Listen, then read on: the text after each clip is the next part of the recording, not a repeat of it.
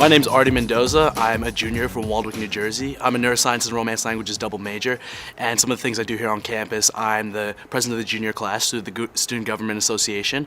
Along with that, some of the other things I do on campus, I work through admissions office, I'm a tour guide through them, I give interviews, and just general work around them.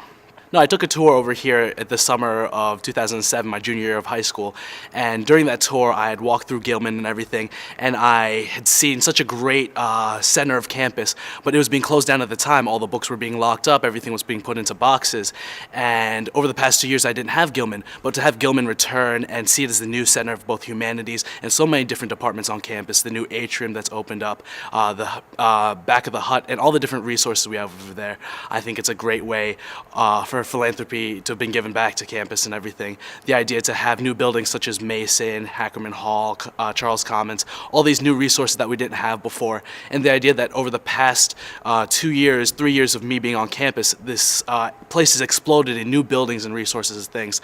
I really think that speaks a lot to both the philanthropy of the alumni and everyone that's associated with Hopkins. I mean, if philanthropy didn't exist, it would be a lot tougher for me to come to Hopkins for one thing, and even to have all the resources we have around here. Different departments wouldn't have nearly as many things to offer the students. I would definitely have a tougher time being around here.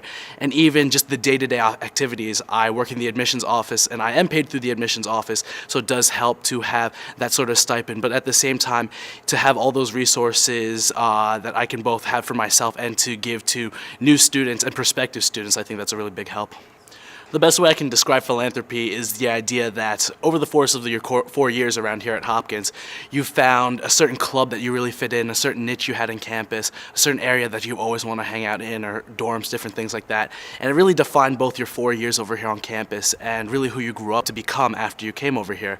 So the idea is, after you've been an alumni for many years, wouldn't you want to give back and kind of give that same sort of opportunity and maybe even more to someone new or someone younger than you who's now going through their Hopkins experience? The way I give back to Hopkins is by giving back to the people who will eventually come to Hopkins. As I said before, I work in the admissions office giving interviews as a tour guide, and the best thing I want to do is to just sell Hopkins, wear my Hopkins sweatshirt every day, just talk about everything that Hopkins has given me, Hopkins has given my family, and the fact that there's so many different resources you can find over here. I think I've done such a good job that my sister, who's a senior in high school right now, is actually going to be coming to Hopkins as a freshman next year. So I think it just kind of speaks to how Hopkins has affected me and my family, and how it can really just change lives around the nation, around the world. Just sporting the Hopkins brand, sporting the Hopkins name, our colors and everything, and it's very simple, but at the same time it says a lot about who we are and where we come from and just what we're supporting.